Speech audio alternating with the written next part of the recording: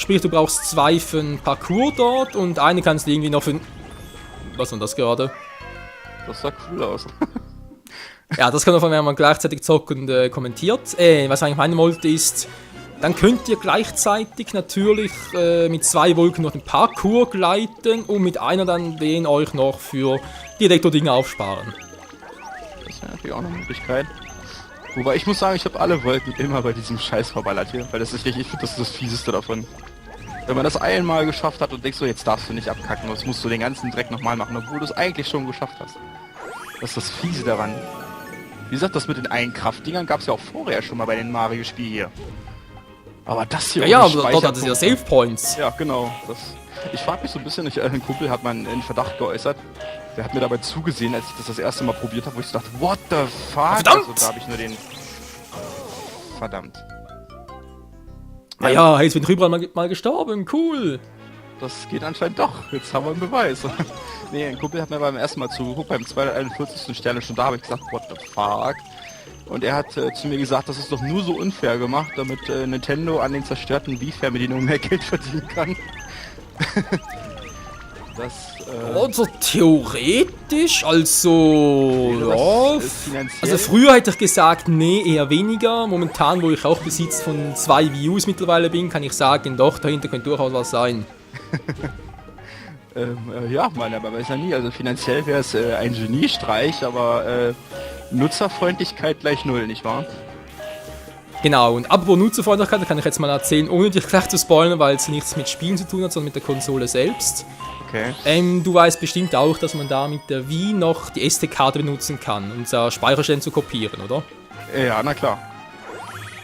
Das heißt, du kannst theoretisch Speicherstände von einer Wii zu anderen transferieren. Richtig, das geht eigentlich bis alles auf Mario Kart Double Dash und Brawl. Leider. Also sprich, es geht bei allem außer Online, also die Spiele, wo Online-Spielstände haben, bei denen geht's nicht. Ah, stimmt. Okay, macht so Sinn irgendwie. Genau. Und jetzt, der Witz ist, die Wii U ist eine Nachfolgerkonsole, oder? Ja. Sprich, sollte eigentlich alles besser sein, als es vorher war. Ja, theoretisch ja. Gut, jetzt erzähle ich mal eine kleine Geschichte. Okay, und zwar ist es so, meine schwarze Wii U hat ja, das darf ich jetzt so sagen, ist politisch korrekt und so, ist die Farbe wirklich. Oh Gott. Beim schwarzen Wii U war es so, die hat ja da irgendwie so Probleme, dass sie irgendwie ständig überhitzt war und so. Ja, hab ich gehört. Hast du vielleicht auch mal mitbekommen? Ja, klar. Fast. Auf alle Fälle war es dann so, dass er dann mit dieser schwarzen Wii U halt nicht mehr so oft zocken konnte oder irgendwie immer kühlen musste und so, dann habe ich die mal eingeschickt. Und dann, jetzt halte ich fest, dann war es so, dass auch die Wii U, die musste nicht ersetzt werden, die musste einfach nur das Mainboard, das drauf, oder die Hauptplatine, wie auch immer, musste ersetzt werden. Okay. Trotzdem waren alle meine Spielstände futsch. Oh. Das heißt, die waren nicht in der Lage, eine Harddisk, die darin eingebaut war, so zu entwickeln, dass sie auch ein anderes Gerät einbauen kannst. Das ist scheiße. Ja, und jetzt kommt das Beste. Du kannst bei der Wii U ja keine Wii U-Spielstände mehr per SD-Karte speichern. Oh. Das geht ja mittlerweile nur noch per Festplatten. Da dachte ich mir also, okay, Festplatten gut, ist halt größer und so als SD-Karte in der Regel, oder? Von dem her, ja. Wieso eigentlich nicht? Jetzt, der Witz daran ist, du kannst Daten zwar der Spiele, kannst du auf die Wii U, die Festplatte kannst du zwar speichern, okay. Diese Daten auf der Festplatte kannst du aber nur von der exakt gleichen Wii U falsch, auf derselben. Es muss exakt dieselbe Wii U sein. Das ist ja dumm. Du kannst nicht da zwischen 2 Wii U-Systemen hin und her transferieren. Das geht nicht mehr. Das ist ja bescheuert. Warum das denn? Ja, von Nintendo, ich habe keine Ahnung. Ich fand es immer nur, wo ich das gehört habe, dachte ich mir zuerst nur so, okay, Freunde, wollt ihr mich jetzt komplett verarschen? Das ist schon ein bisschen doof irgendwie. Obwohl ich muss sagen, an sich, ja, ist wahrscheinlich so eine Art, ja, du darfst die Speicherstände irgendwie nicht zum Kumpel transferieren oder so. Keine Ahnung, warum das so gemacht ist. Das war scheiße. Das war ungünstig irgendwie. Alter, der hat die Wolke getroffen, nicht mich. Was soll der Quatsch? Gott verdeckelt sich nochmal, ey, wie man das Spiel komplett verarscht, oder was? Naja, Wolken bestehen ja aus kondensiertem Wasser und Wasser, naja, ist egal. Ja. Ruhe auf den billigen Plätzen, sonst kommen wir rüber. Ja, aber ich muss sagen, an sich, ich kann jetzt sagen, das ist strategisch und intelligenztechnisch bei mir so. Ich kaufe mir nie eine Konsole direkt zum Release, weil die sind ja immer im Arsch, ne? Sag nur Blue Screen of Death oder Red Light of Death oder was da für alles für Versionen von gibt. Die nächste Konsole hat einen grünen Knopf, das ist Green Light of Death. Und das ist eigentlich bei jeder Konsole so. Da habe ich bei der Xbox gelesen, habe ich bei der Playstation gelesen, bei der Wii gelesen, habe ich überall gelesen eigentlich irgendwo, dass die ersten Konsolen immer irgendwie Knacks in der Mühle haben, weil anscheinend irgendwie man zu faul ist, um die Testspieler oder Testkonsolennutzer zu zahlen und das ein paar Monate vor dem eigentlichen Release, um mal auszutesten, ob es da nicht irgendwelche Kommunikationen gibt. Das macht ja heutzutage keiner mehr. Nein, die User sind die eigentlichen Tester, unbezahlt natürlich. Und allein aus dem Grund kaufe ich mir keine Wii oder was auch immer, keine Konsole direkt zum Release irgendwie. Ich würde es allerdings wahrscheinlich tun, weil das meiste davon ist eigentlich, ich habe kein Geld. Das ist natürlich, ich kann jetzt natürlich den Grund vorschieben, dass alle Konsolen am Anfang immer scheiße sind, aber das liegt tatsächlich daran, dass ich kein Geld habe. Das ist toll, ne? Aber ich muss sagen, ja, ich jetzt auch hat durchaus was. Nee, also ich meine, ich wollte vor allem auf den Punkt hindeuten, Nintendo geht es vor allem darum, mit Innovationen so zu glänzen. Okay, kann ich verstehen, so mit Gamepad und so. Ja, und auch, dass irgendwie, obwohl es mit dem 3DS, man hat ein super System, anfangs einfach keine Spiele gute, deshalb war der 3DS am Anfang ja ein Flop. Ja, das stimmt. Und dann haben wir gesagt, ja gut, jetzt will man das, hey, was hat er geschafft mit rein? Geil. Dann haben wir geschafft, gesagt, ja, man will es bei der Wii U besser machen, ja toll, war ja super. Ja. Ein super Spiel zu Anfang draußen. Das mal Punkt Nummer 1. Dann Punkt Nummer 2, dass man, ich meine, jetzt mal als Beispiel wieder mal Pikmin 3, hat keinen Online-Modus im weiteren Sinne. Du kannst nur lokal Multiplayer-mäßig kannst du mehr zocken, das ist zu zweit. Das ist normal, das gibt es bei Pikmin 2 auch schon, das System dahinter ist 10 Jahre alt. Glückwunsch, haben sie gut gemacht. Toll. Ja genau darum geht's doch, das ist überholt, das war Gamecube-Zeit im Freund, das ist jetzt Wii U. Ja, vor allem. Ich meine, Sony und Microsoft, die lachen darüber. Ja, das stimmt. Da ist der Online-Modus wesentlich effektiver irgendwie. Aber was ich auch beobachten musste, irgendwie, also Nintendo-Server scheinen echt scheiße zu sein, weil viele haben die Befürchtung, dass beim neuen Super Smash, wie auch immer es dann heißen soll, Smash Bros. 4, der Online-Modus genauso scheiße wird wie bei Brawl, weil der ist ja mal wirklich, um ehrlich zu sein, also Synchronität ist da ja eine Seltenheit. Also das ist ja ein Witz, ehrlich gesagt. So, Weitsprung, genau. So, und jetzt pass auf. Spring ein Stück links, bloß nicht auf die Platten und dock direkt hinten am Stern an. Das ist das Beste, was man machen kann. Ach, oder direkt von da aus. Genau. Alter! Das Spiel ist kann ja wohl nicht ernst sein. So, jetzt ganz geduldig, versuch mal den A-Knopf gedrückt zu halten, damit du möglichst wenig irgendwie glidest. Weil ganz schnell gleitet man in Goombas rein. Genau, super.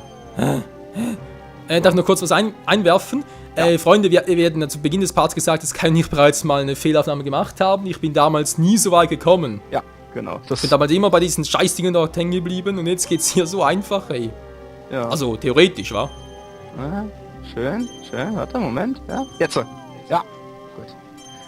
So, oh Gott. Oh, riskant, aber gut. Nein, ich war doch schon drüben. Ach, man hätte den Gumba abwarten müssen, auch was hier nützlich ist, also, das hört sich jetzt total lame an, aber du kriegst ja immer ein Sternteil, nicht wahr? Das kann man gut benutzen, um Gumbas in der Luft zu töten. Ach, stimmt ja, oh! Ja, man denkt doch nicht mehr daran. Wenn ich warte einen Moment und frag mich, ob ich irgendeine Idee habe. Ich musste mir auch jede Innovation, jede Idee, jede Möglichkeit, die das Spiel ließ, irgendwie nutzen, um da durchzukommen. Und das im Koop-Modus. Und das ist schlimm. Ja, und das Frust. Genau, das ist das Schlimme. Und dann hasst man das Spiel. Man hasst es so sehr, man will es töten. Hass mit einem vierfachen Doppel-S. Genau. Und mit 4 Ausrufezeichen 1111 und so. Ne?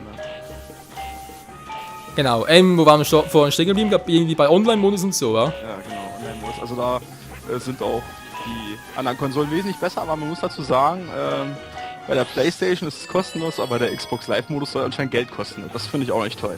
Dass man für Online-Games, dass man, weißt du, kaufst Games. Ey, Games sind heutzutage so teuer wie nie zuvor. Es gibt teilweise Games für 70, 80 Euro. Das ist für mich mit Taschengeld und Let's Player-Verdiensten 2 Monate Pensum quasi. Jetzt mal einfach mal so offen auf die Taschen gelegt. Und der Haken ist aber einfach, Und dann musst du auch noch 50 Euro, ich glaube, ich weiß jetzt nicht, wie es da bei Xbox Live ist, da will ich jetzt auch nichts Falsches erzählen, aber ich glaube, man muss es monatlich berappen, dass man Online-Games zocken kann und das finde ich echt schon, naja, fragwürdig. Wobei ich sagen muss, bei der PS4 ist es ähnlich mittlerweile. Echt? Das kostet auch Geld? Total. Super. Aber vielleicht... Ja, bin ich mir ganz sicher, weil ich meine PS4 warte leider noch, die ist irgendwann so hängen geblieben, muss halt ganz kurz mal erklären. Wenn ihr irgendwie, wenn ihr selber Schweizer seid oder deutsche Freunde habt, beziehungsweise umgekehrt, also deutsch seid und Schweizer Freunde habt und euch hin und wieder was rüberschicken wollt, rechnet etwa 10 bis 20 Tage Wartefrist ein, weil der Zoll, der ist, also ja, in der Hinsicht pingelig bis zum Get-No. Ja, das war ja so, ich erzähl's euch mal, hier Michael, super Mensch, du hast mir mal, als ich damals meinen PC-Absturz hatte, mir eine externe Festplatte geschickt, die ich vorübergehend halt als Speicheraufnahmeort und Archivierungsort für fertige und Rohaufnahmen nutzen konnte. Und auch da hat der Zoll irgendwie Checkmack gemacht, ob da irgendwelche empfindlichen Daten drauf sind oder ob da irgendwie noch Wert drin ist. Weil ab einem bestimmten Wert muss man natürlich außerhalb der EU, und das ist die Schweiz halt nun mal, muss man einfach nach Deutschland einfach Geld bezahlen. Und das ist irgendwie schon ziemlich dreist irgendwie. Scheiße. Verdammt. Er hätte warten sollen, dummerweise. Egal, nächstes Mal weiß wieder. Erzähl mal weiter. Ja, also das war lustig. Wir mussten dann beide bestätigen, dass das nur eine alte, digitale, externe Festplatte ist, ohne großen Wert und auch ohne irgendwelche wichtigen Daten drauf oder so. Weil wahrscheinlich haben die Schüler vermutet, auch von der Schweiz nach Deutschland, da gehen irgendwelche Bankgeheimnisse über den Tisch oder so und keine Ahnung. Ja, könnte durchaus sein. Also ich vermute auch, ich erzähle euch das einfach mal, der liebe Michael hat, der hat ja 3 DS, ja, und ich nicht einen einzigen, weil ich einfach mal arme Sau bin. Ich habe es jetzt nach 3 Jahren, Let's Player-Zeit, fast 2,5 Jahre genau genommen, über 2,5 Jahre, jetzt geschafft, mir endlich mal einen neuen PC zu kaufen, damit demnächst endlich mal die Gamecube und PlayStation 2 und auch neuere PC-Games möglich sind. Ja. Das hat lange Zeit erfordert. Ich überlege, wie lange ich dann brauche für 3DS Let's Plays und Wii U und so, das könnte noch mal ein bisschen dauern.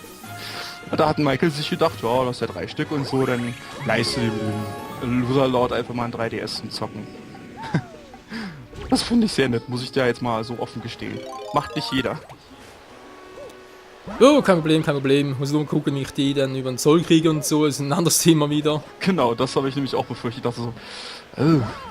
Wenn die da nachher irgendwelche modifizierte Hardware finden im Zoll, wer weiß, was da wieder los ist. Ich will es gar nicht wissen. Ich habe schon so ganz dumme Vermutungen dahinter. Wobei mein modifizierter 3DS kam ja auch durch, auch wenn es auch da 10, 20 Tage länger gedauert hat, aber auch da kam er durch. Kam der auch aus dem Ausland? Also außerhalb der Schweiz? Ja, aus Deutschland, ja. Okay, na dann müsste das sein. Ja, vielleicht sind sie auch nur von Schweiz in nach Deutschland ein bisschen strenger dabei, weil immerhin, da gibt es ja Zollzufuhren, die wollen ja mal Zoll für alles Mögliche haben. Irgendwann muss man die gemessene Luft in der Lunge abgeben als Daten, um zu gucken, wie viel CO2 man einführt, weil man da ja auch noch Zoll bezahlen muss. Mhm. Ja gut, es hat durchaus was. Er ist übertrieben, aber komm, das ist einfach, das wird alles versteuert und die gewisse Mengen und 1 Gramm drüber und schon bist du im Arsch. Das ist auch so, immer im Urlaub findest du alles schön günstig, ja, alles nicht so teuer wie in Deutschland. Oha, oh Gott, mach mir doch nicht so ein Herzkasper, Alter. Und keine Absicht! Oha, Alter, bin gesprungen! Verdammt. Das ist das Schlimme, das finde ich so scheiße. Mario ist einfach nur so langsam in der Luft, das ist scheiße. Nee. Oh, also der Klempner kann ja gar nichts machen, oder was? Nein, ich kann eine ganze Menge, ja. Es ist Doktor. Er kann Pilze fressen, toll, bringt mir viel. Er ist Doktor, er kann Tennis spielen, ja. Hat einen richtigen Tennisarm, sieht man ja auch. Ja, ich sehe eher den italienischen Pizzabierbauch. Die meine Let's Plays kennen, die kennen ja meinen Ausspruch über Pizza Mario, Pasta Luigi. Ich weiß, das ist rassistisch, aber beweist mir doch das Gegenteil. Das könnte schwierig werden. Das Mann, ey! Ja, ich glaube, du hättest oben rumgesollt, immer über das Vieh rüber. Ja, das Problem ist vor allem, dass mittlerweile ein bisschen... Das war einmal ungehalten, bin sogar noch ein bisschen ungeduldig. Da kann man verstehen.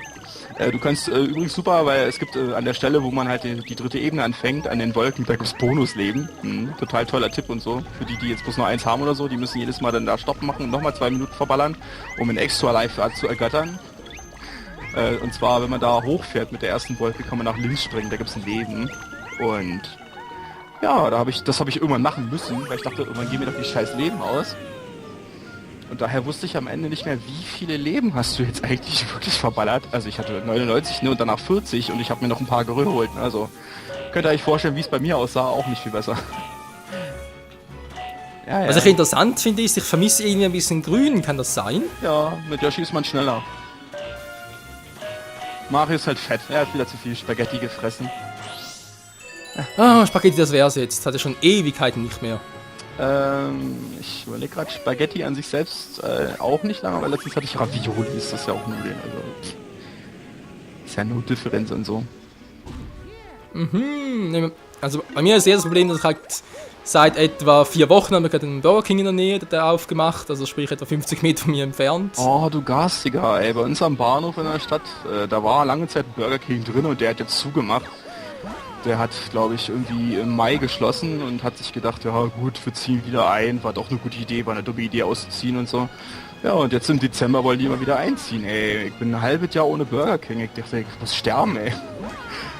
Weil an sich bin ich jetzt nicht ein großer Fastfood-Fresser, ja, weil ihr macht sowieso schon fett genug das Zeug, aber so, ja, ab und zu mal alle paar Male im Jahr kann man sich das schon mal leisten, da machen die kaum mehr Kalorien und das teure Geld auch mal jetzt nicht so viel eine Rolle. Das vermisse ich schon. Du, ich meine, es kommt immer natürlich auf die Menge drauf an und was du sonst noch so machst und so, also von dem her. Ja, das stimmt. Ansonsten, Täglich ein Burger King oder Mc's muss natürlich nicht gehen. Ah ja, der beste ist bei mir ja noch, der Mc's ist etwa 20 Meter weiter. Super, schön. Bei mir ist Mc's, naja, in der Mitte der Stadt. Ich wohne ja mehr im Randgebiet, was bei meiner Stadt nicht viel ausmacht, weil die sowieso klein ist. Aber es sind doch schon, also mit Laufen, eine halbe Stunde. Mit Straßenbahn, Viertelstunde vielleicht, war ein gutes. Aber ich gehe auch nicht sehr gerne zu McDonald's, mal abgesehen davon. Vielleicht liegt es auch daran, dass Burger King einfach mal näher ist und die ganzen fettverfressenen Gamer mit ihren sozialen Inkompetenz und so, so Klischee wieder bedient. Wir haben ja keinen Bock auf weite Laufstrecken, ne? Also da stehen wir überhaupt nicht drauf.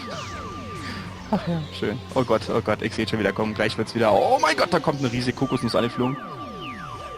Aber das sieht gut aus und du hast noch 2 Wolken. Ey, nutz die eine lieber, bevor du jetzt stirbst, genau. Nimm die eine mit, nutze. Weiß nicht, kann sich Mario, keine Ahnung, die Zähne mit putzen mit der Wolke oder was weiß ich, was er damit machen will. Aber du hast es auf jeden Fall.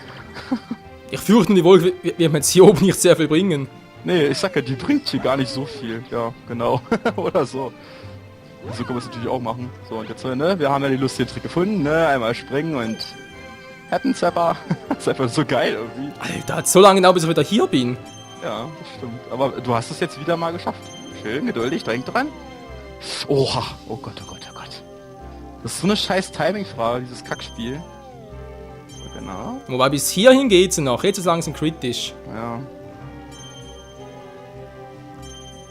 Warte. Jetzt, genau. So, durch ist Licht, das geht auch immer noch recht easy. Oha! Boah, das war knapp. So, jetzt schön. Oha. Verdammt! Schießen Nein! ab! Schießen ab! Trottel! Schießen ab!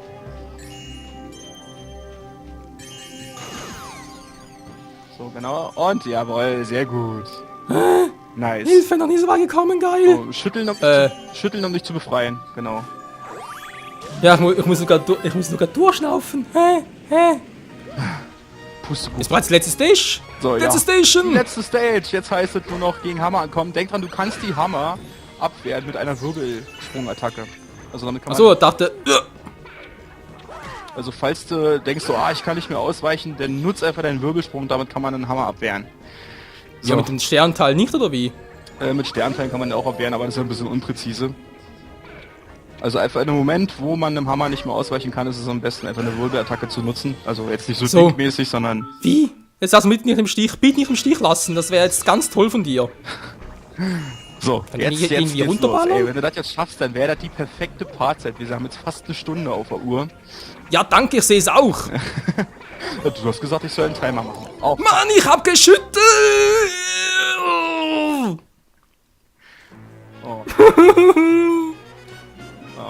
Mann. Aber ich war nah dran. Wir waren Ich war so nah dran, ich hab mir fast in die Hose gemacht. Wir waren kurz davor. Vor lauter Freude natürlich, nicht für etwas anderem. So, also jetzt hier wir sind ein bisschen nah dran. Naja, oh, Alter! Das System hat sich geändert. Die denken so, der Michael ist so weit gekommen, jetzt müssen wir ihn trollen. Ich zerstöre Disc und schicke sie Postwend zu Nintendo, so. Ich finde das Spiel an sich eigentlich sehr gut, muss ich sagen. Das ist einer meiner Lieblings-Jump-and-Runs mit Sternen. Also die von New Super Mario Bros. Wii und New Super Mario Bros. Wii 2 und New Super Mario Bros. Wii U und New Super Luigi U und die ganzen anderen verfickten 10.000 Remakes von dem Spiel, die zähle ich für mich nicht als 3D Mario, weil... Nicht schon wieder! Alter! Verdammt. Obwohl ich muss sagen, mein Lieblings-3D Jump Mario ist einfach mal Super Mario Sunshine. Es hat Sprachausgabe, yay! Ja, ich muss sagen, bei mir ist auch so Sunshine wieder das beste Spiel, obwohl es ja viele Kritiker gibt, die sagen, nee, Sunshine weicht total von der Rolle eigentlich ab, vor allem weil du halt auf den Spritz weg, oder wie der schon wieder hieß, Fleck weg irgendwie so, weil du so auf ihn angewiesen bist. Finde ich gar nicht schlimm. Man hat ja selber auch noch den Sprungskill von Mario, braucht man ja trotzdem noch. Von daher stört mich das jetzt nicht. Ja, genau. Was ich viel schlimmer finde, ist, dass es Leute gibt, die sagen, Mario kann keinen Weitsprung. Ja, das ist auch voll schlimm, wenn man eine Schwededüse hat. Ey Leute, ey, komm, kackt euch ein. Nur die Raketendüse. Genau, oder sowas. Das ist ja wohl mal echt Pille. Also ich finde die Düse einfach ein richtig geiles Update. Das war so cool. Hab die geliebt. Ich war richtig traurig, als die... Ich hoffe, ich spoiler jetzt niemanden, aber die ist ja am Ende fast kaputt gegangen und da war ich so richtig traurig. Irgendwie hab ich die so ins Herz geschlossen. Ach ja. Weil das Spiel macht schon Spaß, vor allem, weil ich auch finde, es hat einen angemessenen Schwierigkeitsgrad. Weil ab und zu wird einem ja die Düse auch geklaut von wegen, du bist zu oft auf die Düse angewiesen, totaler Schwachsinn. Es gibt Sterne, die sind darauf abgezielt, dass du die nur ohne Düse machen kannst. Und von daher ist das schon voll der Schwachsinn. Wie genau die Leute sagen, Marios Steuerung hat sich voll verändert. Ey, ist logisch, hallo, er spritzt jetzt Wasser. Was zum... Stampfattacke. Okay. Hä? Wer hat die jetzt gemacht? Der Weitsprung hatte irgendwie falsche Knopfkombi oder so. Ja, ich war mir die Gedanken bereits so bei der nächsten Passage. Ach Mann, ey. Ich sehe schon, worauf sich das hinausläuft. Du wirst das offscreen machen, leider. Und wir müssen nachkommentieren. Ach Gott, nee. Ja, müssen ist übertrieben, also ich zwinge niemanden, ja, ist klar. Ja, abgesehen davon ist nicht gesagt, dass überhaupt mal jemand schafft. Also wie gesagt, mich stört es ja an sich nicht nach, sogar ich mache es sehr gerne, muss ich dazu sagen. Das geht mir auch bei meinen eigenen Let's Plays so, wenn dann plötzlich mal zum Beispiel meine Webcam dran war und dann sich Fraps denkt, oh, die Webcam ist ja so scheiße, die hat dann viel besseres Mikrofon, die nehmen wir jetzt einfach mal, anstatt meinem schönen normalen Mikrofon. Ja, und dann ist der Ton natürlich im nächsten Part total scheiße, heißt nachsynchronisieren und ich hasse das so sehr. Weil die ganze Zeit im Let's Play, wenn ich dann selber nachkommentiere, denke ich so, was habe ich da die ganze Zeit nur für Scheiße gemacht?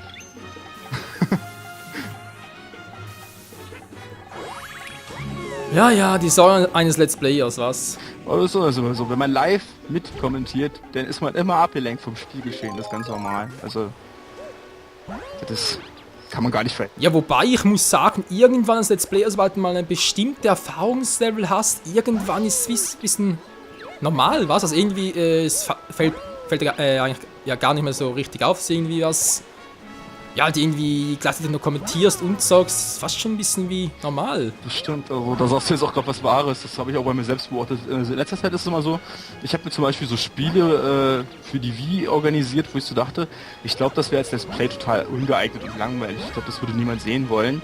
Und hinterher denke ich mir dann, verdammte Scheiße.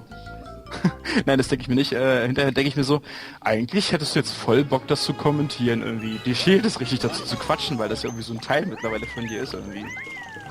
Und dann machen Spiele auch nicht mehr so viel Spaß, wenn du dazu nicht quatschen kannst. Mittlerweile hole ich mir über Skype manchmal Bekannte oder so, die dann bei mir mit Live-Let's Play mithören können. Das finden die meisten ganz lustig. Ja, kann ich durchaus nachvollziehen.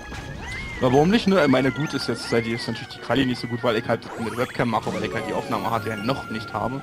Hab's aber jetzt bestellt. Meine 2 letzten PC-Komponenten, die müssten jetzt, ich schätze mal so 1-2 Tage nach den Weihnachtsfeiertagen kommen und meine Aufnahmehardware kommt laut Amazon voraussichtlich am 30. Dezember, wo ich mir so denke, das könnte durchaus noch 1-2 Tage länger oder kürzer dauern, weil das ist nie so genau. Weil letztes Mal habe ich mir hier das Komponentenkabel für die Wii bestellt und da stand auch irgendwie Lieferdatum der 27. irgendwas und das war am 24. da. Ja, ist natürlich sehr präzise, ne? Ja, naja, typisch halt, wa? Ja. Bei der PC-Bestellung auf beim Online-Versand von Computer, da war es andersrum. Ich habe am 11. bestellt, sofort am selben Tag bezahlt, am 12. ist es bei denen eingegangen und die Lieferung kam, das erste, also 7 von 9 Teilen vom Computer. Ja, kam am 20. oder am 21. an, also vor 1-2 Tagen. Und das ist echt schon eine lange Lieferzeit. Obwohl ich auch dazwischen sagen muss, das war auf Gesamt, das war lustig. Ich habe davon überhaupt gar keine Ahnung, weil ich sonst so gut wie... Hallo Wolke, beweg dich mal. What the fuck? Gott sei Dank. Die hat ja mal voll den Slow-Motion-Booster am Arsch. Was war das denn? Ach, das war... naja, dachte ich, wir machen was anderes. Das war... Ich hab keinen Bock mehr, ich bleib einfach stehen. Wie scheiße. Nee, das war lustig von mir. Ich habe überhaupt gar keine Ahnung von Versandhäusern. Und da dachte ich mir so... Okay, schaffst du das trotzdem noch mit 2 Wolken? Ja, sieht gut aus. Ja, geht schon. Da war ich lustig, da habe ich einfach bestellt. Ich denke mir so, ja, bestellt, ne? Wird schon kommen. Und am Telefon, ich habe dann einfach gedacht, boah, E-Mail-Service habe ich in der Bewertung gelesen, da antwortet selten jemand drauf. Oder es dauert bis zu 10 Tage. Da dachte ich mir so, nee, das machst du nicht. Da zahlst du lieber 14 Cent pro Anruf oder pro Minute. Kostet ja nur auch in die Welt, wenn du einen PC für 650 Euro bestellst, dann machen die 14 Cent pro Minute auch nicht mehr fett. Und der Telefonservice, muss ich sagen, war auch sehr kompetent. Der hat mir dann direkt die Lieferzeiten gesagt und gesagt, ja, das ist auf Gesamtversand, da müssten alle 9 Komponenten gleichzeitig verfügbar sein und das ist, da hätte man auch Lotto spielen können und auf den Gewinn hoffen können, irgendeins fehlt immer, gerade im Weihnachtsgeschäft. Und ja, dann hat er gesagt, ja, dann stellen Sie mal auf Teilversand und dann hat es nochmal vom 17. Dezember aus 4 Tage gedauert, bis da was ankam. Das ist schon, oha, boah, das war echt knapp, ich dachte gerade, die Feuerkugel haben. Voll auf die Fresse und dann war es wieder der Laser. Und ich wünschte echt, ich könnte mir einfach so den zweiten Controller schnappen und diese scheiß Laserteile aufhalten. Das geht nämlich. Dann kriegt man die mit dem zweiten Controller so an und solange man mit dem Cursor draufhält, dann schickt er keine Laser. Das ist total nützlich. Damit ist die Ebene eigentlich bis auf die Oktopusse eigentlich ein Klacks. Ah, Nintendo, wieso strafst du uns so? Ja. Mit deinen nicht fähigen Online- oder nicht wollenden Online-Modusen. Ja, Moden, Entschuldigung. Wahrscheinlich haben War sie falsch Deutsch. Wahrscheinlich haben sie sich irgendwie so gedacht, ja komm, ob man jetzt nur online zweiten Player machen kann oder offline, man hat ja eh keine Freunde als Gamer. Die müssen eh alleine zocken. Oh, ich bin fett und alleine und Genau. stopf mir ständig Kekse rein. Genau so in der Art. Das schon. So, ich muss übrigens mal anmerken, wir haben jetzt 65 Minuten auf der Uhr. Aber ich sehe schon, Ja, kein Problem. du bist gerade richtig drin und es macht auch gerade Spaß zu kommentieren und zu sehen, wie du kommst ja immer weiter, weißt du? Wir sind schon am Ende gewesen und es ist ja nur noch ein Katzensprung quasi oder ein Yoshi-Sprung in dem Sinne. Weißt du, da ist jetzt aufhören, weißt du? Beim nächsten Mal musst du dich Apropos Yoshi-Sprung, fällt mir gerade was auf. Manchmal ganz kurz, ich will das testen. Aha, er macht es nicht sofort wieder. Also eine Art Seren-Wirbelattacke macht er gar nicht. Was? Mario. Wie? Du musst immer einen Moment warten, bis er wieder eine Attacke machen kann. Eine Ach so, Wirbelattacke. ja, liegt daran, also ich glaube, wenn du wirbelst, dann fliegt ja immer dieser kleine, wie heißen die Knubbel? Der kleine. Ja, Luna, oder Luma, irgendwie genau, sowas. das Luma, der fliegt ja aus der Mütze und der muss erst wieder die Mütze zurückfliegen, damit du wieder wirbeln kannst. Das dauert immer so ein bisschen. Ach, ja. Ich bin gespannt, wie Mario ändert sich ja immer irgendwie, also zum Beispiel in Melee, also ich beziehe mich jetzt mal auf Brawl, ich bin gespannt, wie das neue Brawl überhaupt wird, aber ich will es spielen können und ich habe keine Video, das ist scheiße. Du meinst Super Smash Bros. Universe? Ja, also so ist auf jeden Fall der Projektname. Und... Nein, verdammt, hätte beinahe gereicht. du hast doch die Wolke springen. Ja, schaffst du bitte? Ach nee, schade. Und ich bin nicht... Ja, ich hätte einfach auf der Wolke landen müssen, direkt wieder einen Weitsprung machen. Das wäre die Ja, aber ich glaube, perfekte Strategie gewesen. dann wärst du aber direkt in so ein Blitzding reingesprungen, weil das ist nämlich ganz schön flach da oben.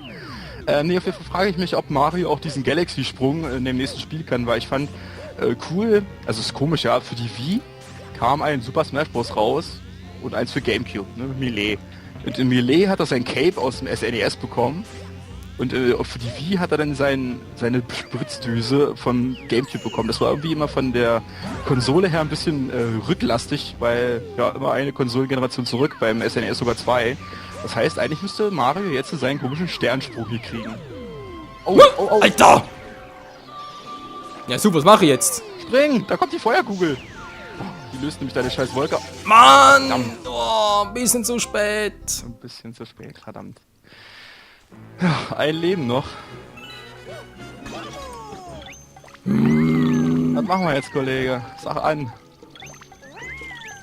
Keine Ahnung, kommentier du. Ich bin gerade ein bisschen im Game- und Frustmodus. Ja, Michael transferiert sich gerade in die Wii rein.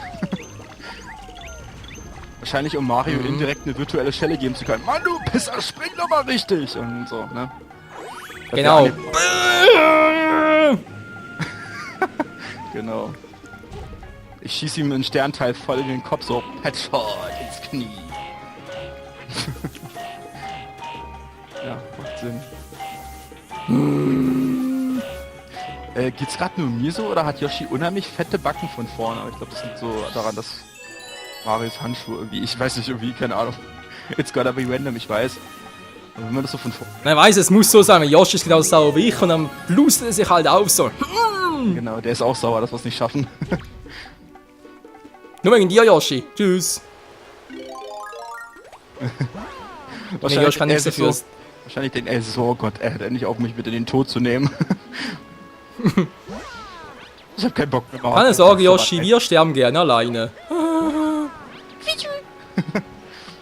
Sag mal, Wolkentaxi, hallo! Ja, das ist Ach, echt. schlag ab. Maike, hast du deine Taxigebühren nicht bezahlt? Könnte sein, ich habe ja ein GA. Oh, Begriff sagte gar nichts, wa? Nein. GA ist bei uns die Abkürzung für Generalabonnement. Und damit, wow, ist der ÖV bei uns für mich eigentlich das ganze Jahr kostenlos. Oh, cool. Also sprich, ich zahle einmal für dieses GA halt, dieses Generalabonnement. Und kann dann mit dem ÖV im ganzen Land halt, sprich in der ganzen Schweiz, ein ganzes Jahr lang, ja, halt herumfahren. Das ist cool. Und was kostet das bei euch? Jetzt mal einfach nur der Interesse halber. Unterschiedlich, ich glaube das billigste kriegst, also meine ist jetzt aktuell für etwa 2500. Schweizer Franken oder Euro? Ja, Franken natürlich. Die Umrechnung, ich überlege gerade schon wieder. Also 2:1 ungefähr, ne? Ja, würde eher sagen 1:1,5. 1:1,5, ja. Naja, dann sind es... Ja, manchmal der Kurs ist doch irgendwie 1,21. Oder 2,2, was gar nicht mehr. Nein, 1,25. Oh, ich weiß 2,6 irgendwie. Ich weiß gerade auch nicht, aber ich glaube, Die Schweizer... Nationalbank hält ihn ja immer ein bisschen tiefer. Ich glaube, also ein Euro sind... Was zum? Was zum Henker. Ist klar. Die Stacheln waren im Weg. Und ich glaube, 1 Euro sind 1,25 Schweizer Franken. Ja, das könnte so ungefähr hinkommen. Also sind das dann in Euro umgerechnet ungefähr 2000 Euro. Das ist schon eine ganze Menge. Aber wenn man dann das ganze Jahr fahren kann, ist natürlich auch nützlich. Das sowieso. Da fällt mir gerade auf, Taxis ja gar nicht inbegriffen. Also sprich es nur Bus und Bahn und theoretisch noch Schiffsfahrten und so, aber eben keine Taxigebühren, ich war dort oben direkt dran. Schiffsgebühren, habe ich das gerade richtig gehört? Schiffgebühren. Okay, Schiffsgebühren, okay. Alter, oh. Okay, wenn ich jetzt schon im ersten Level verkacke, kann man wohl sagen, ich bin ein bisschen durch. Du hast ganz schön was mitgemacht, oder irre ich mich? Nee, hast du nicht, du fette Sau. Hör zu viel zu fressen. Egal. Also, im Feedback könnte man wohl sagen, Level 1, 2 und 3 kein Problem, wenn man einigermaßen konzentriert ist. Ja. 5 packt man eigentlich auch, wenn man ein bisschen geduldig ist und so, kommt man da eigentlich relativ gut durch. Also sprich Ja. da mit den Elektrobarrieren. Und ich glaube, Das Problem ist wirklich die 4. Genau. Weil da musst du wirklich ein gutes System haben, wo du da wirklich durchkommst, dass wir einfach Intus haben, dann geht auch das. Ja. Und 6 einfach nur noch ein bisschen Übungssache, weil du auch da wieder ein bisschen raus hast, wann kannst du so einen Cooper umwerfen, wann musst du ausweichen Wie und viele so. Hammer werfen die und dann kommen nachher noch Bumerangwerfer und so und das ist einfach eine Übungsfrage an der Stelle. Ja. Genau. Also ich muss sagen, es ist eigentlich so ausgekommen, wie ich es eigentlich erwartet habe, dass wir das nicht schaffen in 2 Parts. Das war irgendwie so meine Befürchtung. Ich muss allerdings zugeben, ich bin weitergekommen, als ich gedacht habe. Also Ja. ganz ehrlich, ich dachte, ich steige da irgendwie beim zweitletzten Level steige ich raus, da geht es nicht mehr weiter.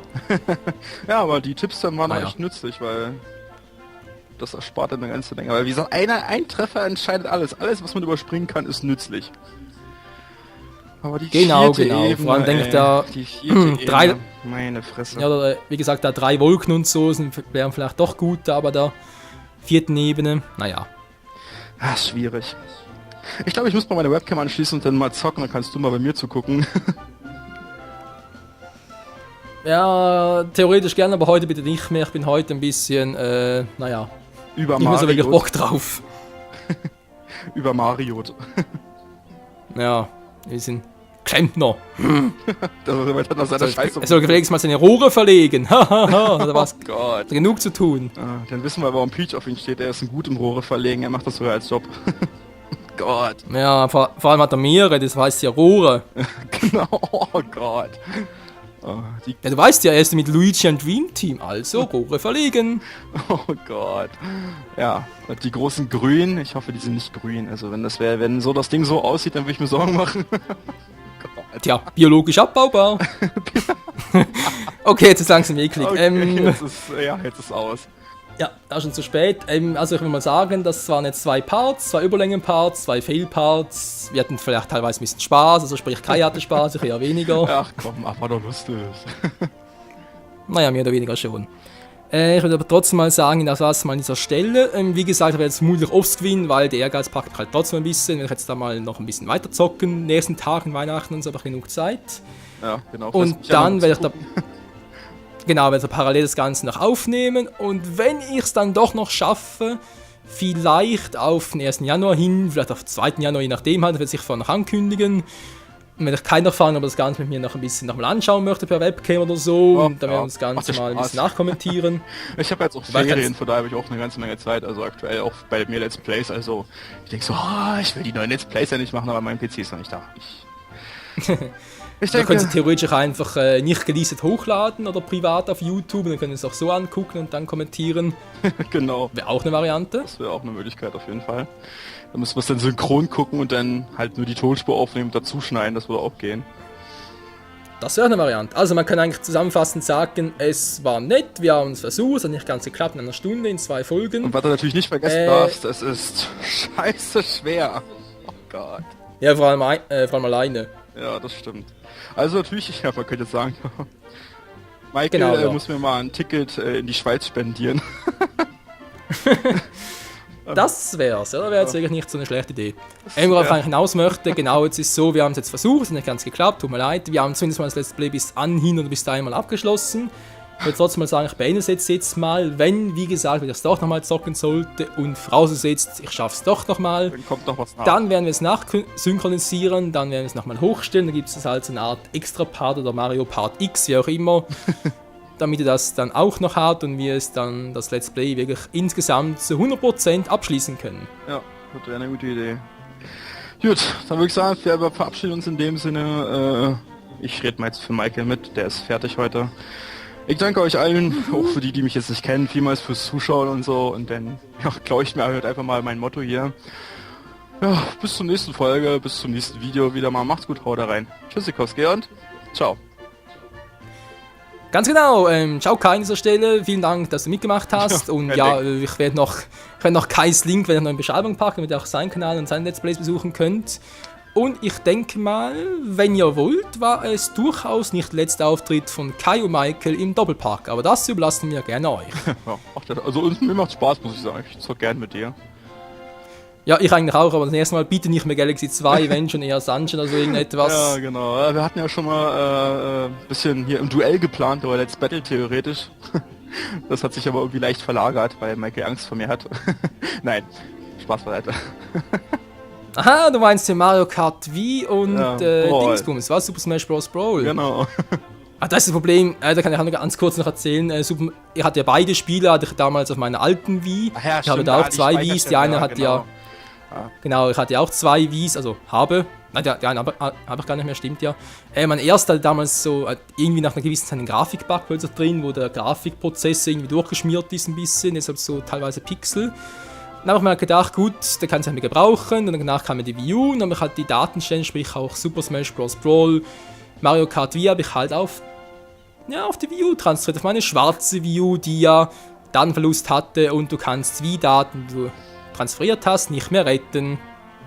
Ja, das ist natürlich die Scheiße. Das Einzige, also bei Brawl könnte man es halt so machen, dass man einfach sagt, so, ich spiele einmal Super und Emissär durch, weil dann hast du alle Charaktere theoretisch. Ah, bei Mario Kart Wii, da wird es schwieriger. Da dauert das Freischalten länger. Ja, scheiße. Naja, aber eine Idee als Let's Play oder als Let's Fight wär's allemal. Vielleicht machst du sogar über Weihnachten, Neujahr mal noch ein bisschen zocken und so. Ja, das stimmt. Das Ganze wieder herzustellen. Also wie gesagt, Brawl ist einfacher, Mario Kart Wii ist echt hart. Aber eins kann ich garantieren, Freunde, ich werde nie wieder Wii-Spiele, die einen Online-Modus haben, auf der Wii U zocken. Nie wieder! Wieso ist das so schlimm? Ja, siehst du, sobald du einen Datenverlust hast, Daten weg. Ah, das stimmt. Okay, das macht Sinn. Ja, da bin ich ja schon mal vorgewarnt, wenn ich mir endlich meine Wii U kaufen kann, weil meine Leute haben auch schon gesagt, hast du nicht mal Bock auf Wii U Let's Plays? Aktuell reizen mich mit 3DS Let's Plays mehr, muss ich sagen. Was gibt's immer schöne Spiele dafür? Jetzt mittlerweile richtig schöne Spiele. Neues Zelda, es gibt, wenn ich überlege, Luigi's Mansion 2, ja. Fire Emblem Awakening. Oh ja, Fire Emblem Awakening auf jeden Fall. Pokémon X und Y. Es gibt mittlerweile so viele Games, wo ich sage, ich will ein 3DS, ich verkaufe bald eine Niere dafür. Aber die Wii U reizt mich noch nicht so sehr, aber ich glaube, sobald dann sowas wie Donkey Kong rauskommt oder das neue X-Spiel oder ich habe ja von Nintendo direkt eines gesehen, da denke ich so, gut, da könnte man denn doch schon mal die zweite Niere verkaufen vielleicht. Ja, was soll's. Ja. Ja, gut, ich denke mal, das war es aber mal von unserer Stelle wirklich in diesem Let's Play. Ja, genau. Wir haben gesagt, was wir eigentlich sagen wollten, auch bezüglich Togethers und so, weil ihr weiter Wünsche hättet, auch bezüglich halt Let's Fight Together etc. etc. Schreibt's in die Comments, ob ihr mich nochmal hören wollt oder ob ihr sagt, nee, den Vogel, den wollen wir nicht nochmal sehen. Kann ja auch sein, aber weiß Genau, etwa so, ja, so ungefähr zumindest. Gut, war dann. Ciao. Ja, würde mal sagen, vielen Dank Kai und bis zum nächsten Mal, Freunde. Ciao.